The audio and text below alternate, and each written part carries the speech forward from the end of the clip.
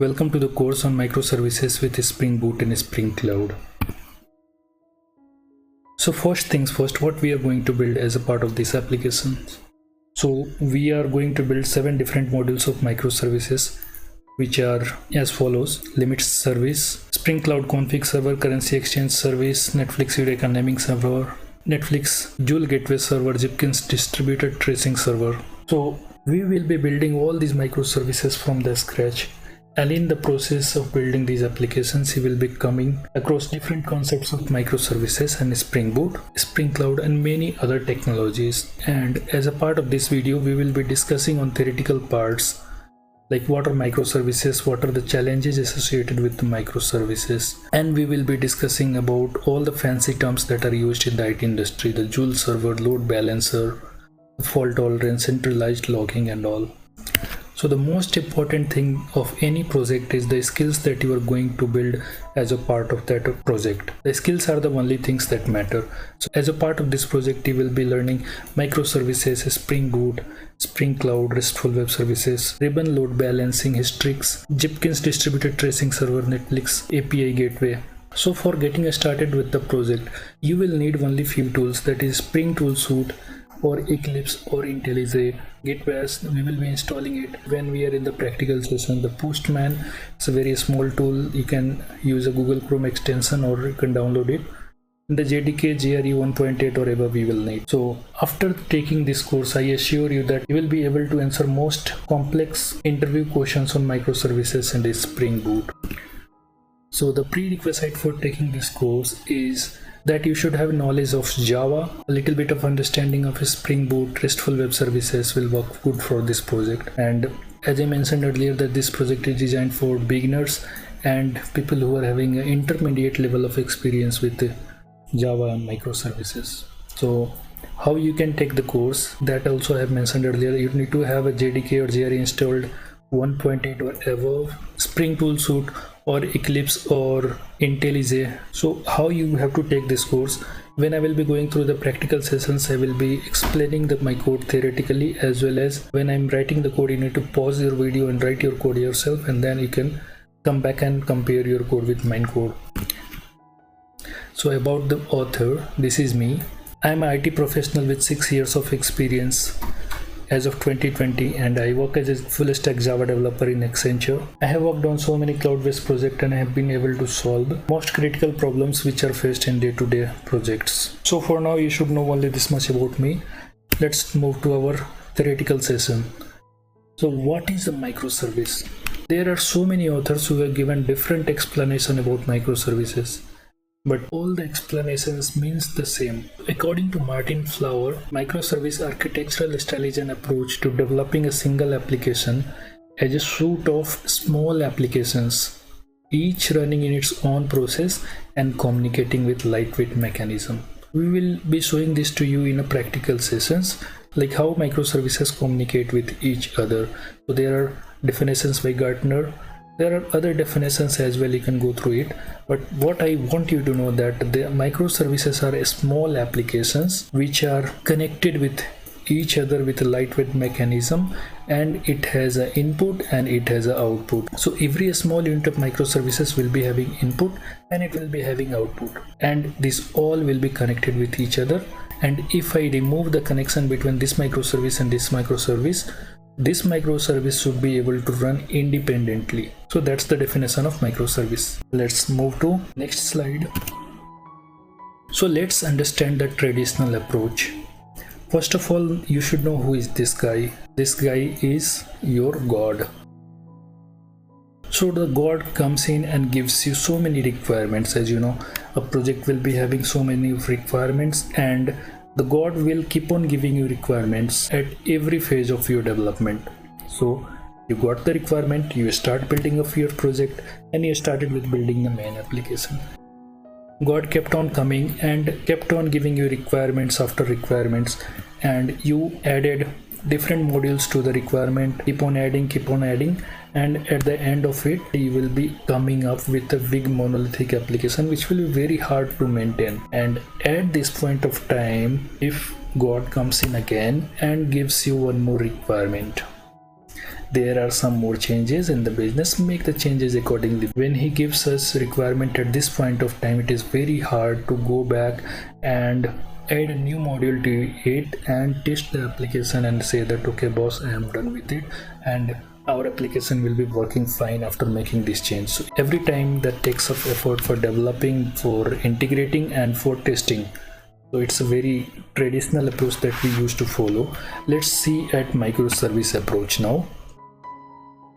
In the microservice approach, what we do, the God came up with a requirement and we start building different microservice. This microservice 1, 2, and each team member is assigned one microservice. So one team member is working on one microservice. After completion of 5 microservices, these applications are integrated with each other and producing a common output. Let's say that microservice 4 is a payment application and this is using JustPay.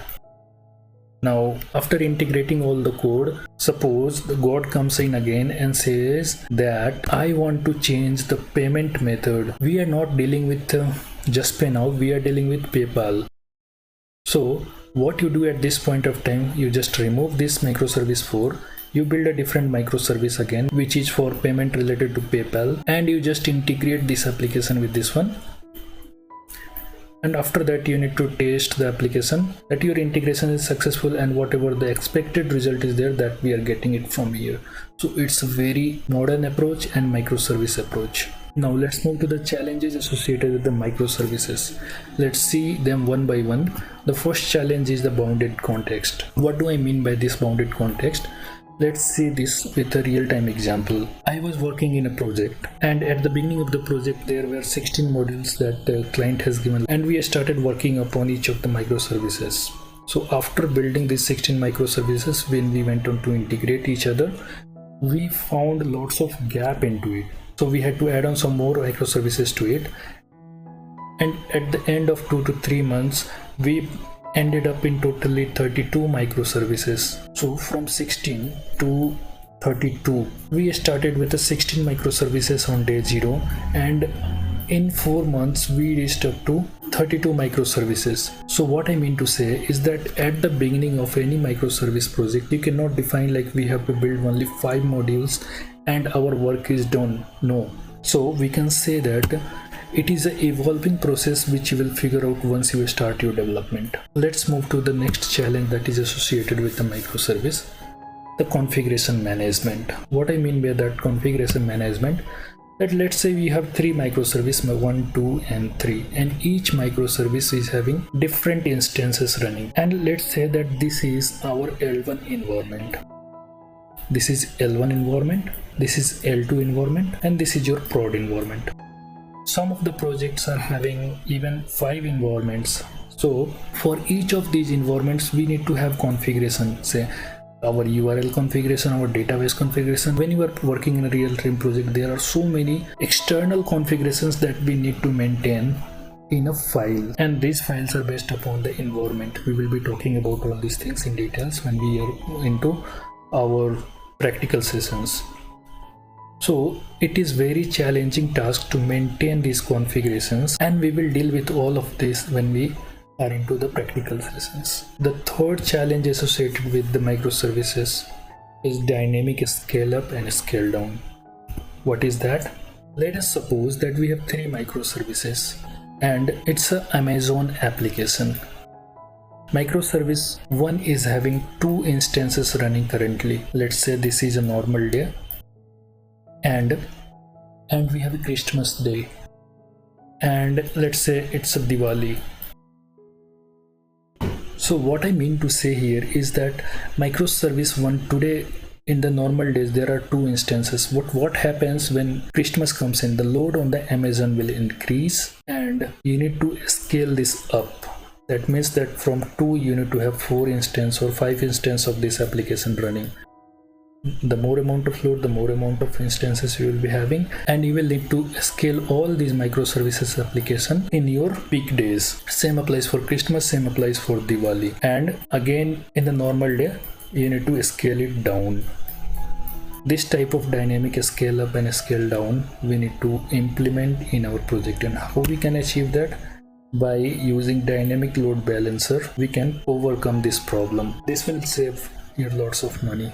Now the next challenge with the microservice application is the visibility. What I mean by that, suppose you are having 5 microservices application talking to each other and some trouble happened at microservice 3. Let's say an exception occurred. How you will identify where the problem is, where the exception has occurred? You will not go to each of the microservices individually to check where the exception has occurred. So we need to have something called centralized logging system. We say Splunk or Kibana, where we will be configuring our microservices application so that we can get exactly where our bug is, and monitoring is required for this kind of projects. The next challenge with the microservice application is a stack of card. So what I mean by a stack of card is this. Suppose you are having this stack of card. What happens when I remove this card, or what happens when I remove this card? All of the cards will fall down. This is the same thing that happens with the microservice application. If one of the microservice application goes down, all of the microservice application will go down. So fault tolerance comes into picture. We will see about all of this in the practical sessions. This was the last slide. From the next video onwards, we will be moving directly with our practical sessions. And in the end, I just want to make one appeal to you guys that the content which I have created takes lots of time and effort to create it. And this kind of content you will not be getting on any platforms for free. And you are getting this on YouTube for free. So if you really like my videos, click on the like button and subscribe to the channel. And if you are facing any kind of challenges while taking this course, you can directly write it in the comment section and do provide your valuable feedback. Thank you for watching and see you in the practical sessions. Goodbye.